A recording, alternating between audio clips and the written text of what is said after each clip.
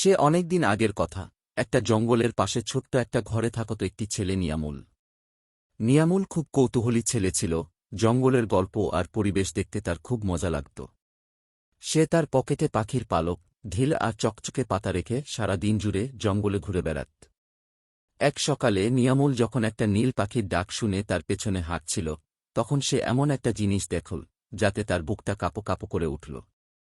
একটা বড় গাছের নিচে কাঁপতে কাঁপতে একা একটা ছোট্ট শিয়ালের বাচ্চা গুটিয়েছিল। বাচ্চার পশমটা লালচে, আর চোখ দুটো ভয় আর অসহায় লাগছিল। নিয়ামুলের মনে দয়া ঢুকে গেল। সে জানত সে এই ছোট্ট প্রাণীটাকে এখানে ফেলে যেতে পারে না। সাবধানে সে বাচ্চার কাছে গেল, হাতটা বাড়িয়ে দিল। বাচ্চাটা প্রথমে একটু ভয় পেয়ে গেল, কিন্তু পরে সে আর কাঁদল না। এদের দুজনের চোখে চোখ পড়ল, যেন একটা গল্প চলল।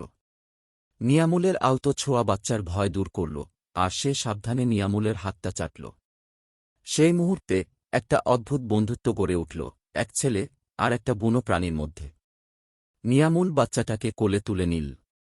বাচ্চার গা থেকে আসা আলোতো গরমটা নিয়ামুলের ভালো লাগল। সে বাচ্চার নাম রাখল এম্বার, তার লালচে পশমের জন্য। বাড়ি ফিরে নিয়ামুলের মা এই বুনো প্রাণী নিয়ে চিন্তায় পড়ে গেলেন। কিন্তু নিয়ামুল প্রতিশ্রুতি দিল যে সে এম্বারের মা খুঁজে না পাওয়া পর্যন্ত তার দেখাশোনা করবে। দিন যত গেল, এম্বার নিয়ামুলের যত্নে আরও সুস্থ হল।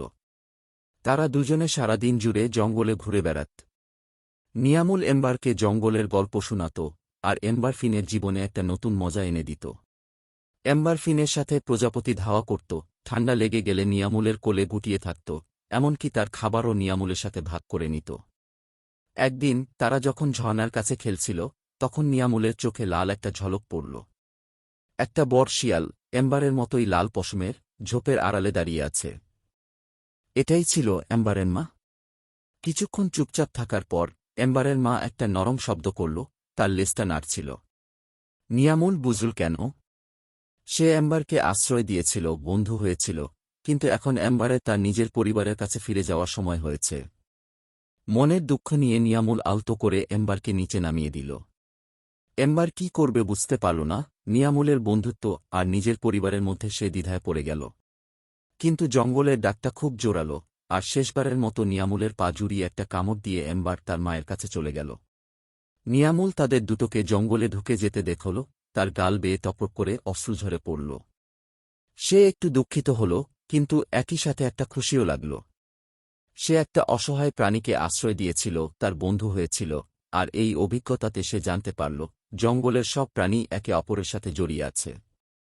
তারপর থেকে নিয়ামুল আরও বেশি করে জঙ্গলে যেতে লাগল। সে এম্বারকে আর দেখতে না পেলেও কখনো কখনো সন্ধ্যের নীরবতায় সে একটা দূরের আওয়াজ শুনত, যেন এম্বার তাকে তার বন্ধুত্বের কথা মনে করিয়ে দিচ্ছে।